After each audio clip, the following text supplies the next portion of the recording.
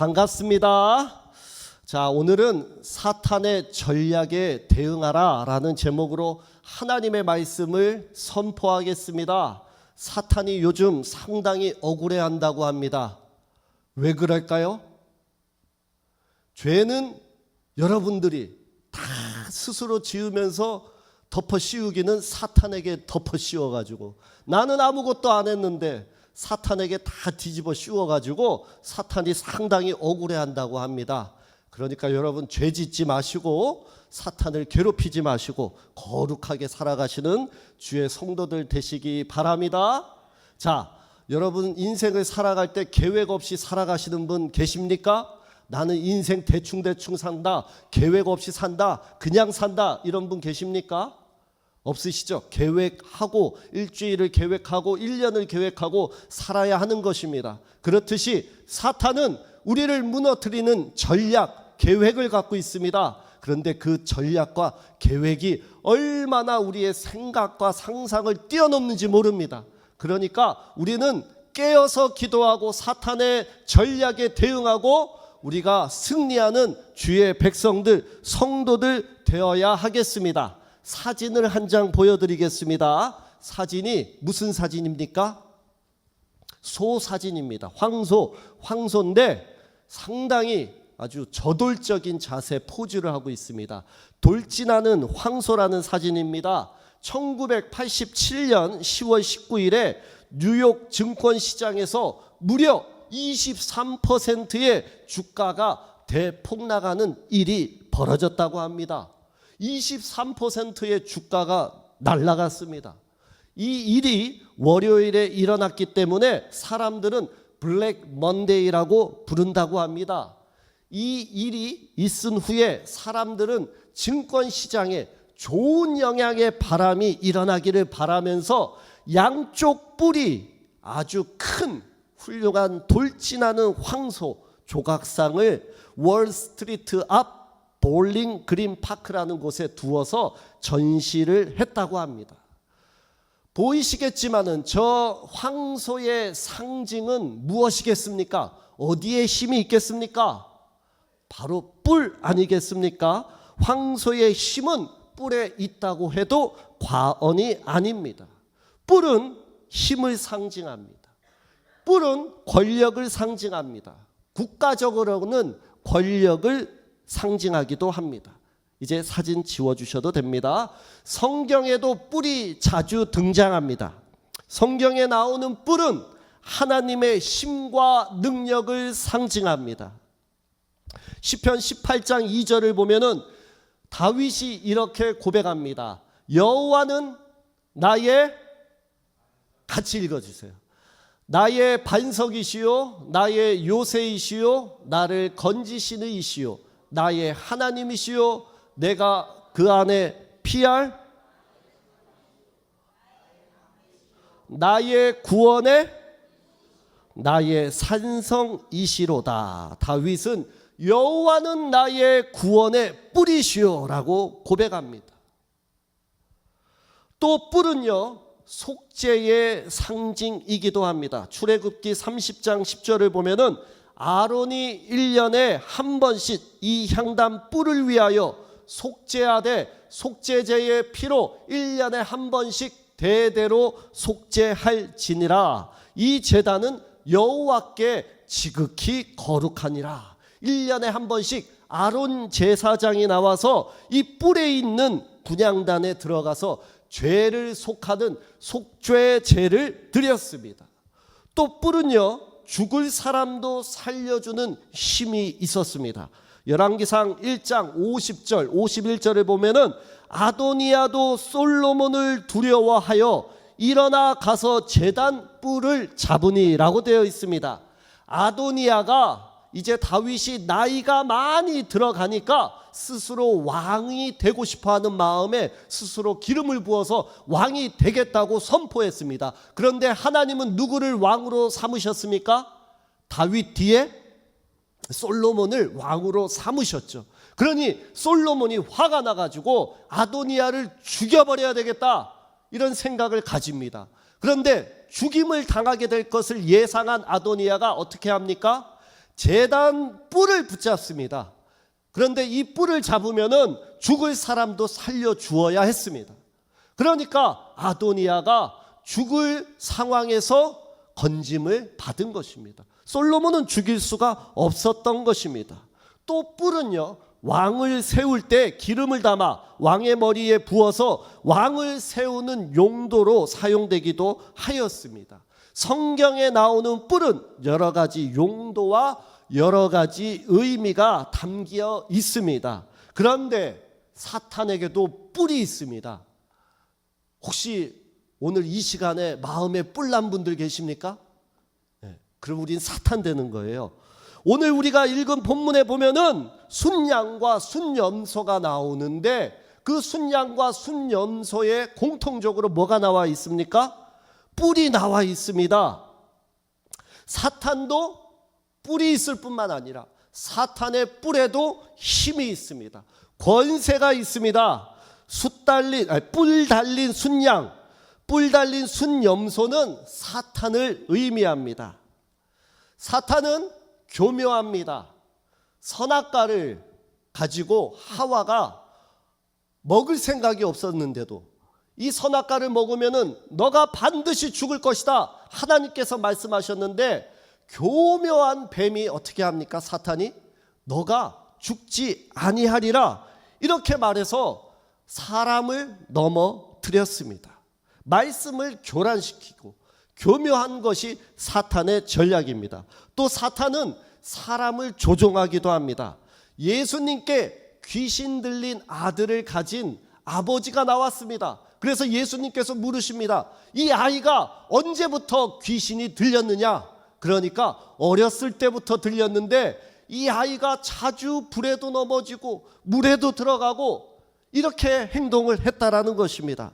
사탄은 사람을 조종하고 죽이고 멸망시키는 힘이 있습니다. 그러나 예수님은 더 능력이 있으신 분이시고 힘이 있으신 분이신 줄로 믿습니다. 뭐라고 선포하십니까? 할 수 있거든이 무슨 말이냐? 믿는 자에게는 능히 하지 못할 일이 없느니라. 귀신아 그 아이에게서 나오고 다시 들어가지 말라 선포하시니 귀신이 떠나갔습니다. 또 사탄은 하나님을 대적합니다. 예수님께서 베드로를 칭찬하셨습니다. 뭐라고 칭찬하셨습니까? 뭐라는 그 답변에 칭찬하셨냐면은 주는 그리스도시요 살아계신 하나님의 아들이십니다. 이 고백을 받고 얼마나 기쁘셨는지, 야, 넌 참 복되다, 너에게 천국 열쇠를 주겠다 이렇게 칭찬하셨습니다. 그런데 16절에서 정확히 7절 뒤로 23절에 가면 예수님께서 이렇게 말씀하십니다. 예수께서 돌이키시며 베드로에게 이르시되 사탄아 내 뒤로 물러가라. 너는 나를 넘어지게 하는 자로다. 넘어지게 한다. 나를 대적하게 하는 자라. 이런 뜻입니다. 예수님이 변덕이 있어가지고 베드로를 책망했던 것이 아닙니다. 베드로가 변했기 때문에, 사탄의 그 마음속에 있기 때문에 베드로를 책망하신 것입니다. 예수님이 오신 목적은 모든 인류를 구원하러 오셨는데 베드로는 그 십자가를 막았던 것입니다. 예수님의 십자가의 지심을 막으려고 했기 때문에 베드로를 사탄이라고 부르신 것입니다. 사탄은 하나님의 뜻대로 되는 것을 막아서는 것을 이야기합니다. 단순히 어떠한 사탄만 말하는 것이 아니라 예수님의 적대자가 사탄인 것입니다. 그러니 얼마든지 사람이 사탄이 될 수도 있는 것입니다. 여러분은 하나님의 뜻을 대적하고 계십니까? 하나님의 뜻을 막아서고 계십니까? 그러면 사탄이 되는 것입니다. 하나님을 대적하지 마십시오. 하나님을 대적하는 자는 멸망받습니다. 넘어집니다. 가는 곳이 뻔합니다. 절대로 하나님을 대적하지 마시고 하나님의 뜻을 잘 받아서 성령의 사람 되어서 말씀을 잘 따르고 순종하여서 하나님의 거룩한 천국 백성 되기를 축복합니다. 오늘 하나님을 대적하는 사탄은 순양과 순염소입니다. 우리 3절과 4절 말씀 같이 읽겠습니다. 내가 눈을 들어 본즉 강가에 두 뿔 가진 순양이 섰는데 그 두 뿔이 다 길었으므 그 중 한 뿔은 다른 뿔보다 길었고 그 긴 것은 나중에 난 것이더라. 내가 본즉 그 순양이 서쪽과 남쪽, 북쪽과 남쪽을 향하여 받으나 그것을 당할 짐승이 하나도 없고 그 손에서 구할 자가 없으므로 그것이 원하는 대로 행하고 강하여 졌더라.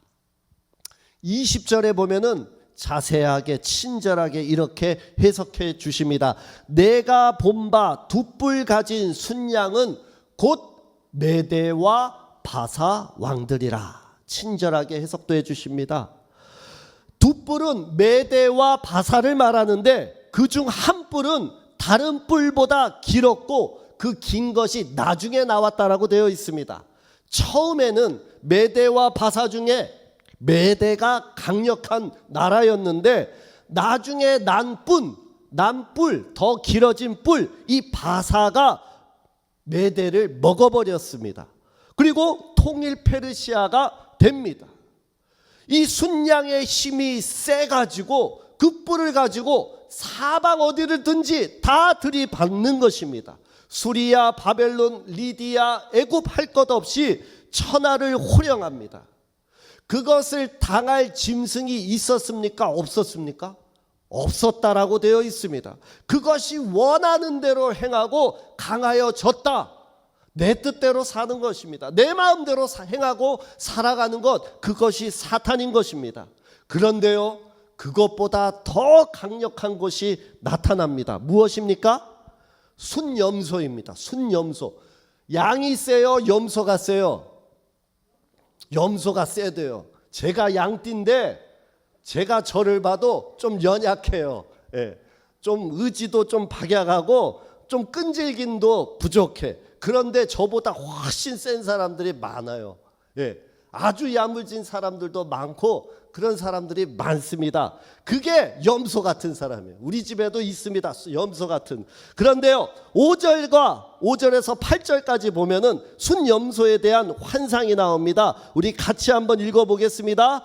내가 생각할 때에 한 순염소가 서쪽에서부터 와서 온 지면에 두루 다니되 땅에 닿지 아니하며 그 염소의 두는 사이에는 현저한 뿔이 있더라. 그것이 두 뿔 가진 순양 곧 내가 본 바 강가에 섰던 양에게로 나아가되 분노한 힘으로 그것에게로 달려가더니 내가 본즉 그것이 순양에게로 가까이 나아가서는 더욱 성내어 그 순양을 쳐서 그 두 뿔을 꺾으나 순양에게는 그것을 대적할 힘이 없으므로 그것이 순양을 땅에 엎드러뜨리고 밟았으나 순양을 그 손에서 벗어나게 할 자가 없었더라. 순염소가 스스로 힘이 강대하여 가더니 강성할 때에 그 큰 뿔이 꺾이고 그 대신에 현저한 뿔렛이 하늘 사방을 향하여 났더라. 순염소가 들이받았습니다.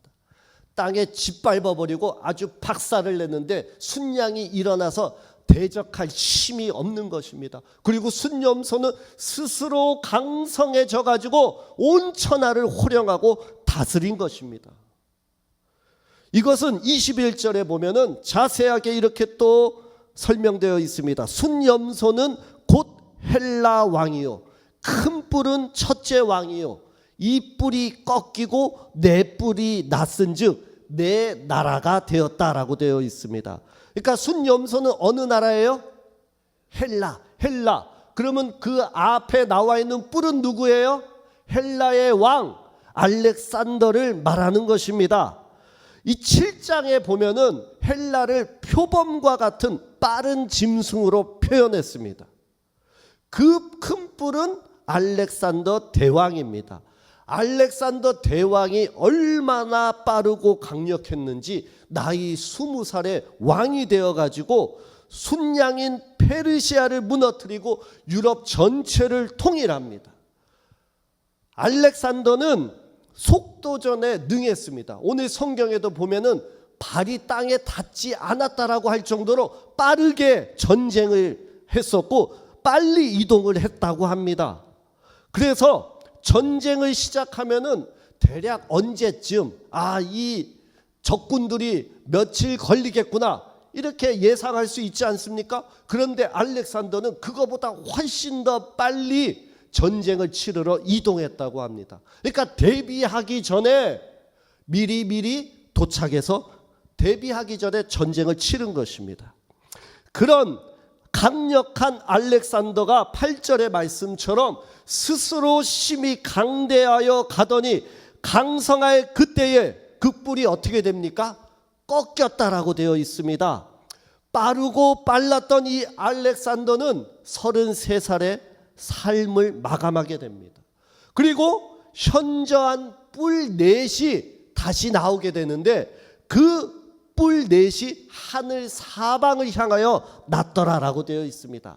알렉산더가 죽은 다음에 알렉산더의 부하였던 장수 4명이 그 통일 헬라의 넓은 땅을 나눠서 통치하게 된 것입니다.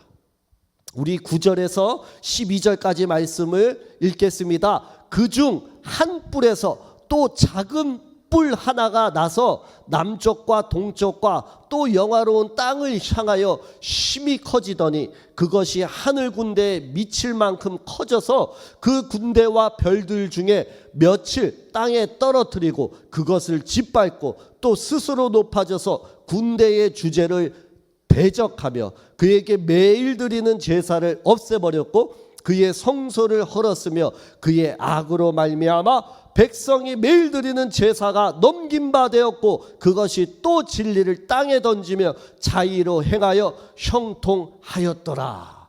작은 뿔이 나왔는데 이 작은 뿔이 예사 뿔이 아닙니다. 작은 뿔이 점점 더 아주 광대한 뿔로 커지는 것입니다. 이 작은 뿔은요 안티오쿠스 4세 에피파네스라는 왕을 의미합니다.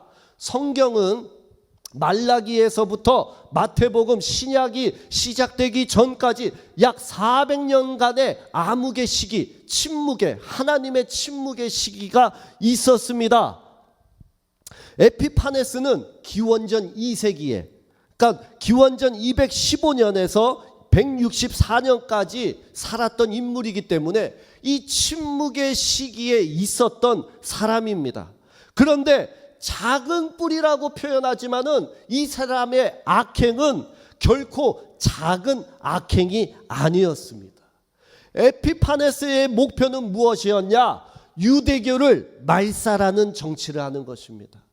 유대인 문화에 헬라의 종교를 심는 것이 목표였던 사람이었습니다. 이 에피파네스는 기독교인들, 유대인들을 박해하고 처형했을 뿐만 아니라 유대인들이 모여서 제사하고 예배하는 성전에 부정한 돼지상을 올려놓거나 돼지의 피를 제단에 뿌려가지고 예배를 못 드리도록 아주 유대인들의 마음이 심란하게 만드는 것이 이 했던 행동이 에피파네스의 행동이었습니다. 한마디로 성전 파괴자, 예배를 파괴하는 인물입니다. 영화로운 땅 예루살렘을 짓밟았고 성전을 모독했으며 안식일과 절기 제사를 금지시켰습니다. 10절의 그의 악행을 보면은 또 스스로 높아져서 군대의 주제를 대적하며 그에게 매일 드리는 제사를 없애버렸고 그의 성소를 헐었으며 라고 되어 있습니다. 예배를 드리지 못하게 하는 일을 예배를 방해하는 일을 누가 하는 것입니까? 사탄이 하는 것입니다. 이것이 말세의 특징입니다. 우리를 넘어뜨리려는 사탄의 전략인 것입니다.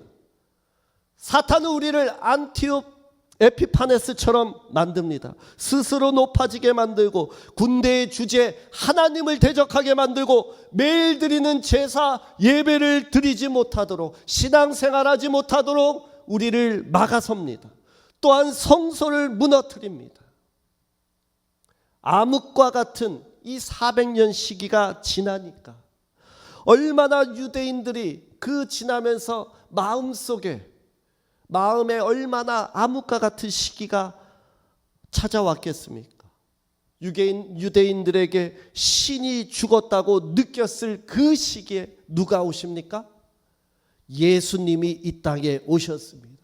그리고 그분이 참된 예배를 회복시켜 주셨습니다.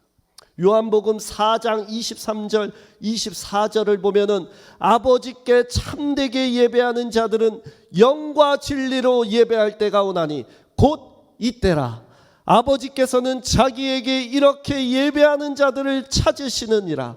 하나님은 영이시니 예배하는 자가 영과 진리로 예배할지니라. 사탄에게서 승리하는 방법은 영과 진리로 참된 예배를 드리는 것인 줄로 믿습니다. 여러분들 시험 들면 어떻게 됩니까? 여러분들은 시험 들면은 어떤 행동을 하는지 잘 모르겠지만 저는 막 예배부터 드리기가 싫어요. 예배에서부터 막 떠나려고 합니다. 교회부터 떠나려고 합니다. 가정에서 막 다투고 그러면은 분노하게 되잖아요. 그러면은 예배드리고 싶은 마음이 전혀 들지가 않아요. 내가 전도사가 맞나? 내가 너무 부끄러운 것이 아니나? 내가 너무 쪽팔려서 사역 그만둬야 되겠다. 막 이런 생각들이 들어요. 직장은 먹고 살아야 되니까 그만 못 두겠어요. 근데 왜 예배는 떠나고 싶은지, 왜 교회는 떠나고 사역은 그만두고 싶은지 저도 잘 모르겠습니다. 마음에 사탄이 들어갔기 때문입니다. 분노하게 되면은 내 마음을 주장할 수 없고 내 마음이 내 마음 같지가 않은 것입니다. 내가 예배 잘 드려서 내가 이런 시험에서 이겨야 되겠다, 이런 생각을 해본 적이 없습니다. 마음이 넘어갔기 때문입니다. 시험 든 것입니다. 사탄이 내 생각을 사로잡아서 하나님과 분리시켜버리고 예배에서 멀어지게 만들고 교회에서 멀어지게 만들려고 전략을 짠 것입니다. 저는 그 전략에 들어간 것이고, 지금은 우리가 사는 시대는 매스컴이나 언론을 보면은 얼마나 교회에 대한 부정적인 그런 일들을 매우 크게 만들고 그런 부정적인 시각을 갖게 하는지 모릅니다. 분명히 우리의 잘못이 있습니다. 우리가 거룩하지 못하고 우리가 책잡힐 행동을 한 것이 맞습니다. 교역자의 부도덕함이나 성도들의 부끄러운 모습이 원인 제공을 한 것입니다. 그러나 여러분, 다른 종교를 한번 생각해 보십시오. 불교나 천주교 같은 타종교에 비해서 훨씬 더 도드라지고 두각되고 부각되고 더 크게 질타받는 것이 우리 예수 믿는 사람들입니다. 왜 그렇습니까? 진리 가운데 거하는 것을 사탄이 싫어하기 때문입니다. 교회를 무너뜨리고 예배를 드리지 못하게 하는 것이 사탄의 전략이기 때문입니다. 지난 3월 31일은 부활절이었습니다. 그런데 이 날을 미국의 바이든 대통령이 어떤 날로 동시에 기념하자라고 선언합니다. 사진을 한번 보여주시겠습니까? 미국의 대통령의 한 행동입니다. 부활절에 트랜스젠더 날로 선포해버렸습니다. 미국의 대통령이 청교도들이 넘어와서 세운 나라에서 대통령이 한 행동입니다. 대단하지 않습니까? 저는 이것을 보면서 이 사람은 사탄에 속한 사람이구나, 사탄인 것이구나, 이렇게 생각했습니다. 하나님 믿는 우리를 욕되게 만드는 것입니다. 부활절을, 예수님이 부활하신 그날을 욕되게 만드는 것입니다. 이것 하나를 보더라도 이 사람은 사탄인 사람이라는 것이 맞는 것입니다. 이제는 사탄은 우리에게 폭력을 사용하지 않습니다. 잘못된 사상을 전파합니다. 스스로 예배드리지 않도록 우리의 마음을 예배에서 떠나게 만듭니다. 우리는 이런 사상 전쟁에서 승리해야 하는 것입니다. 세상의 생각이 아니라 하나님을 믿는 믿음과 예배로 우리는 승리해야 하는 것입니다. 17절을 보면은 이렇게 되어 있습니다. 인자야, 깨달아 알라. 이 환상은 정한 때 끝에 관한 것이니라. 하나님께서 다니엘에게 깨달아 알아라. 이 환상은 끝에 관한 것이니라 말씀하셨듯이 말세에 우리에게도 끝에 관한 것이니라 알려주시는 것입니다. 우리는 이것을 깨달아 정신 차리고 신앙생활해야 하는 것입니다. 우리는 코로나 때를 지나면서 교회에서 예배 드리지 못하는 것이 이렇게 힘든 것이구나 라는 것을 경험했습니다. 말세로 가면 갈수록 앞으로 더한 일들이 일어날 것이고 세상이 교회를 핍박하고 사탄이 믿음을 지키지 못하도록 갖가지 방법을 사용할 것입니다. 그렇다 할지라도 우리는 믿음을 지키며 예배의 목숨을 걸어야 하겠습니다. 우리는 단순히 종교 생활하는 것이 아닙니다. 마음의 평안을 얻고 나를 극복하고 좀 더 괜찮아지는 사람이 될 수 있도록 되려고 우리가 예수님 믿는 거 아닙니다. 그런 것들은 명상이나 수련이나 심신을 단련해서도 가능합니다. 그러나 우리가 믿는 예수님은 우리에게 영원한 생명을 주시는 분이십니다. 믿으십니까? 우리는 그분을 예배하는 것입니다. 하나님을 아버지로 예수님을 구원자로 성령님과 연합하여 영원한 천국에 가는 천국 백성이라는 것입니다. 유대인들이 400년 동안 하나님이 말씀하지 않으시고 에피파네스를 통해 성전을 모독하고 예배를 드리지 못하게 하는 그러한 어려움을 겪었지만 하나님은 예수님을 예비하셔서 이 땅에 보내주셨고 참된 예배를 선포하셨습니다. 우리가 지금 힘들고 어렵다 할지라도 예수님이 예비되셨습니다. 예수님이 만왕의 왕으로 심판자로 이 땅에 다시 오실 줄로 믿습니다. 그 예수님을 재림의 구주를 우리가 예배를 잘 드리고 신앙을 잘 지켜서 그분을 맞이하는 저와 여러분 되기를 소망합니다.